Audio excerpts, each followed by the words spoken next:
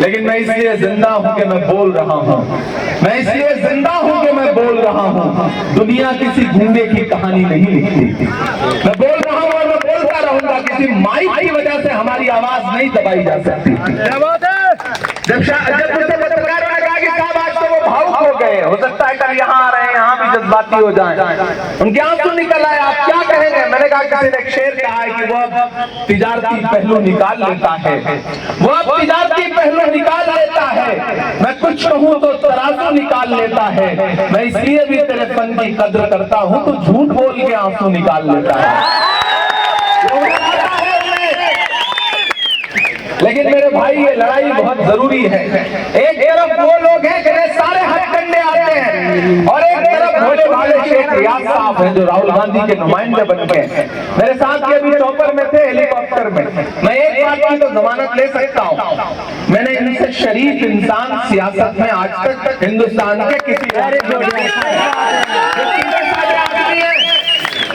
और सच्चाई और शराफत की एक अपनी इज्जत होती है, उसका अपना एक मेयार होता है। तो मैं आपसे गुजारिश करूंगा कि ये तकसीम होने का वक्त नहीं है, ये बंटने का वक्त नहीं है। 18 तारीख को अपने घरों से बाहर निकलिए, ईवीएम बूथ पर लगिए, कतारों में लगिए, और ये सोच करके हाथ के पंजे के सामने वाला बटन दबाइए कि शेख रियाज को दिया गया आपका एक वोट सिर्फ शेख रियाज को नहीं मिलेगा, मोहब्बत के उस मसीहा को मिलेगा जिसका नाम राहुल गांधी है।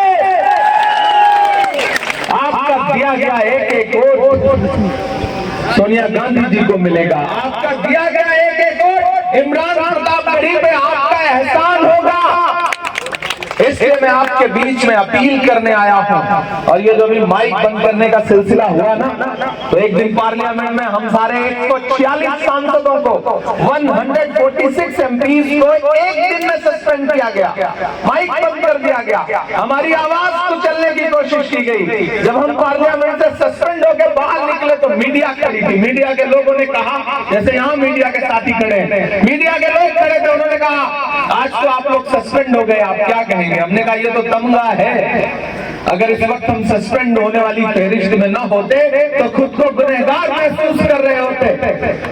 बीच में आके बहुत अच्छा लगा, और जो जोश है, जो जज्बा है, राहुल गांधी जी की भारत जोड़ो यात्रा के बाद मजबूर होकर के हुकूमत को इलेक्शन कराना पड़ रहा है, जमहूरियत को फिर से बहाल करना पड़ रहा है, इस निज़ाम को, तो ये बहुत अच्छी बात है। और लोगों में बहुत जज्बा है, खुश हैं लोग, और मुझे पूरा यकीन है कि यहाँ से कांग्रेस पार्टी का कैंडिडेट जरूर जीतेगा। भारतीय जनता पार्टी के पास इस इलेक्शन में बोलने के लिए कुछ है नहीं, इसलिए वो ऐसी जबान का इस्तेमाल कर रहे हैं। हम जहां अलायंस में लड़ रहे हैं, वहां अलायंस में लड़ रहे हैं, वो सबके सामने है, क्लियर है। जहां हम फ्रेंडली फाइट में कर रहे हैं इस सीट पर, यहां कांग्रेस का कैंडिडेट पूरे उससे जीतेगा। और इस बार भाजपा बहुत परेशान है, वो समझ नहीं पा रही। वो एक शेर है कि गमों की आंच में भी मुस्कुरा कर चलना पड़ता है। ये दुनिया है, यहाँ चेहरा सजा कर चलना पड़ता है। सियासत साजिशों का एक ऐसा जाल है जिसमें कई चालों को खुद से भी छुपा कर चलना पड़ता है। हमने चालें चली हैं, भाजपा परेशान है।